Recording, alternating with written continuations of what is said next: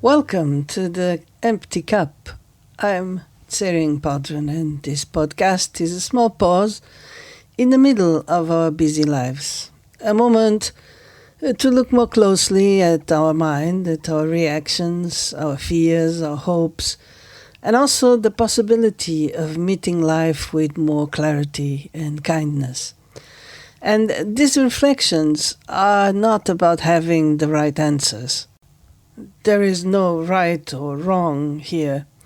They're just invitations to slow down, to question the things we assume, and perhaps be more open to the simplicity of the moment.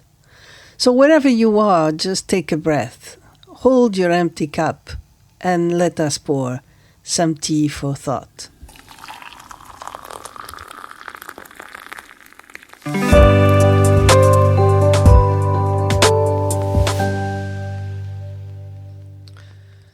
On the last episode, we spoke about spiritual teachers and what about devotion is really about.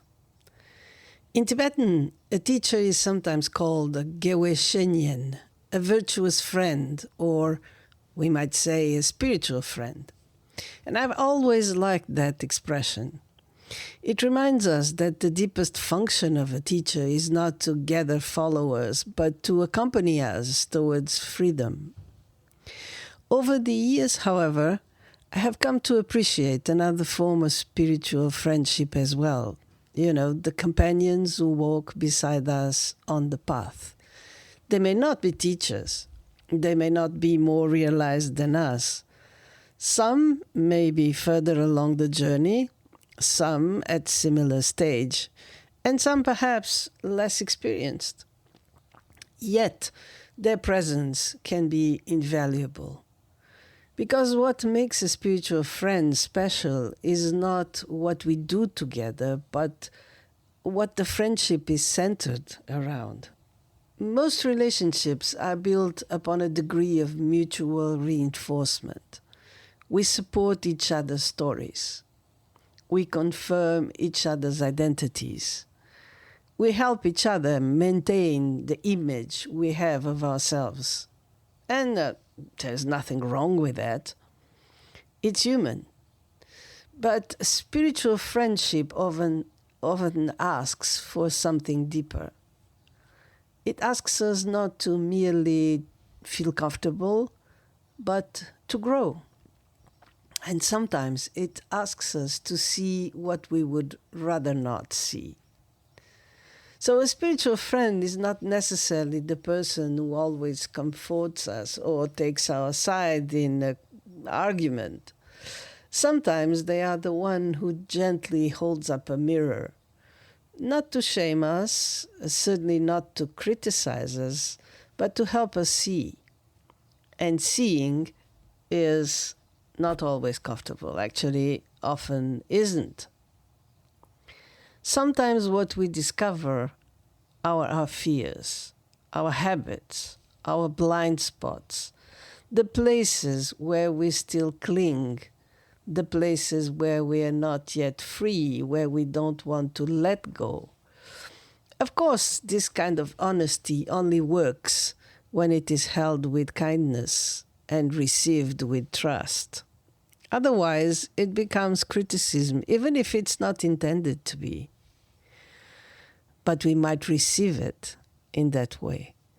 So, a true spiritual friend does not expose our weaknesses with cruelty, nor do they pretend they are not there. They simply reflect them back to us with kindness, with honesty, and often with humor. True spiritual friends are rare, not because there are few people that are good people in the world. There are many kind and generous people. But the spiritual friend is something very particular. It is someone who wishes for our freedom more than our approval, and that is really rare because it's risky. Someone who cares more about your growth than about being right or being loved.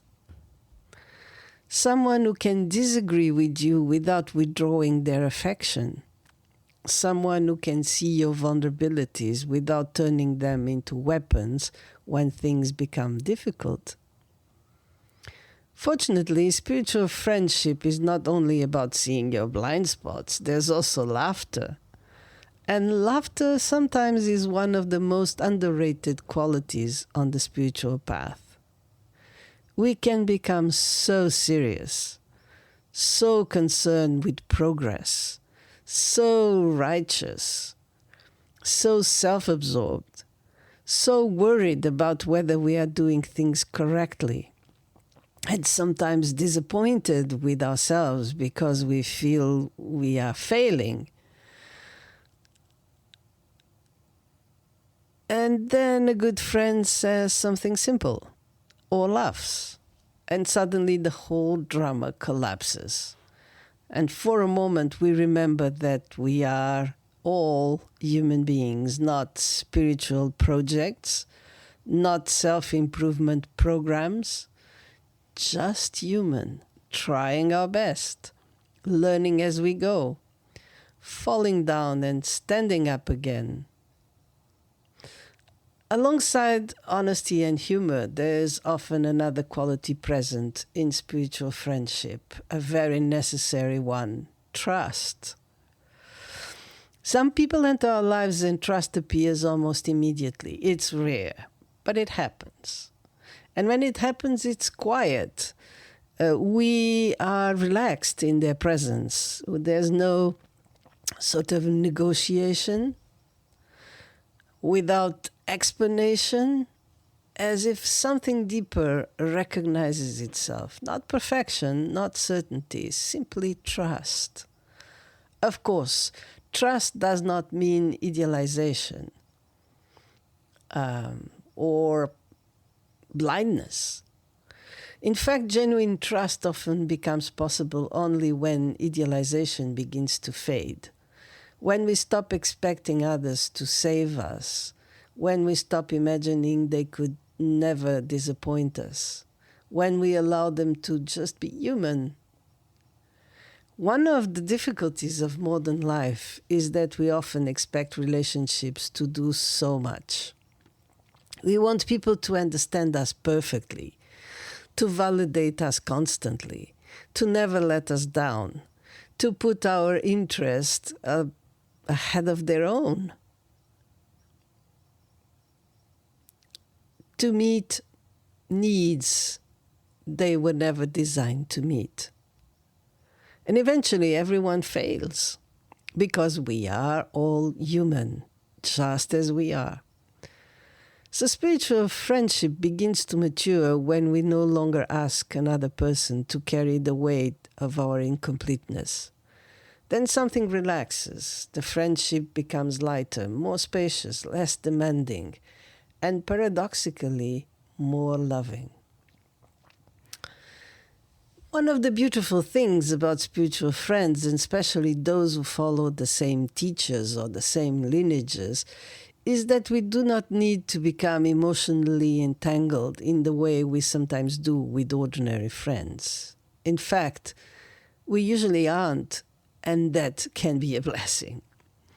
Because emotional entanglement tends to make everything more personal and therefore more complicated.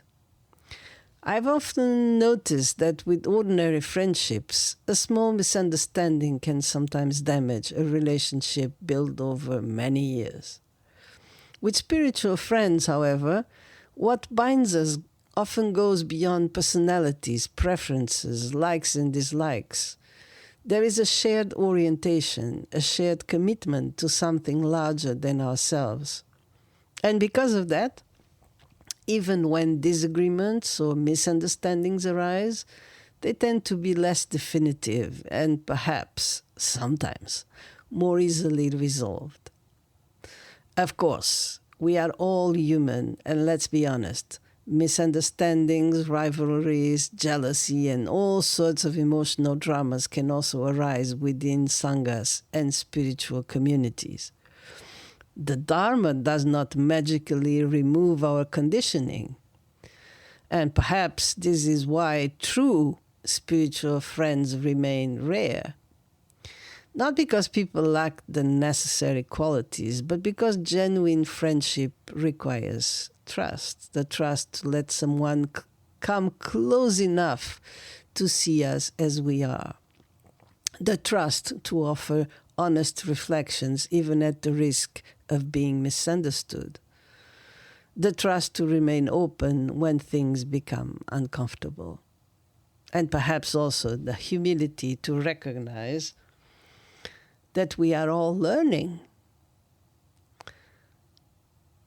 Also, a true spiritual friend, or the value of a true spiritual friend, does not depend on them being present all the time. They may appear exactly when needed, perhaps for an hour, a day, a month, or if we're lucky, a lifetime. Their value is not measured by how long they stay, but by what their presence awakens and keeps alive within us. There is this beautiful image I sometimes return to. We're all travelers walking through a mountain range. The path itself must be walked alone. No one can place one foot in front of the other for us. No one can understand for us. No one can awaken for us. And yet, from time to time, another traveler appears. Perhaps they walk beside us for a few hours, perhaps for years, perhaps for a lifetime. We share food, stories, silence, encouragement, laughter. And then the path turns again, and each continues walking. The value of the encounter is not measured by its duration. Some people remain in our lives for decades. Others appear only briefly and then disappear again. Yet both can leave an indelible mark. What makes them precious is not that they stay. What makes them precious is that they help keep something alive within us. Clarity, tenderness, courage, the willingness to begin again. Because, yes, there are times when we forget, times when fear takes over, times when disappointment closes the heart, times when we become lost in our own stories. And then a friend appears, perhaps with a few words, perhaps with a look, perhaps with a laugh. And suddenly we remember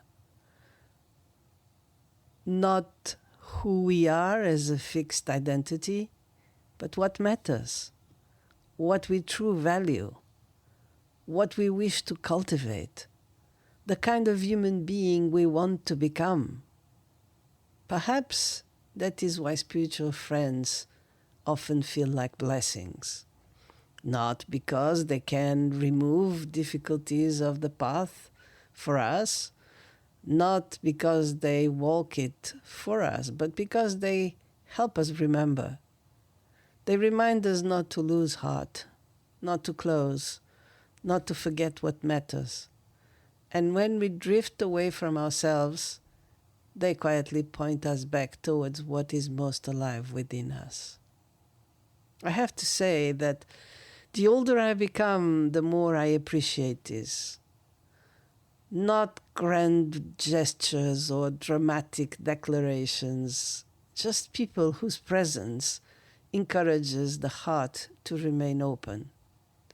People who help us laugh at ourselves. People who remind us not to lose heart. People who quietly support what is most alive in us. And that is enough. Perhaps it is actually more than enough. Yes, spiritual friends are a blessing. So, until the next time, let's continue to keep our cups empty and our hearts open.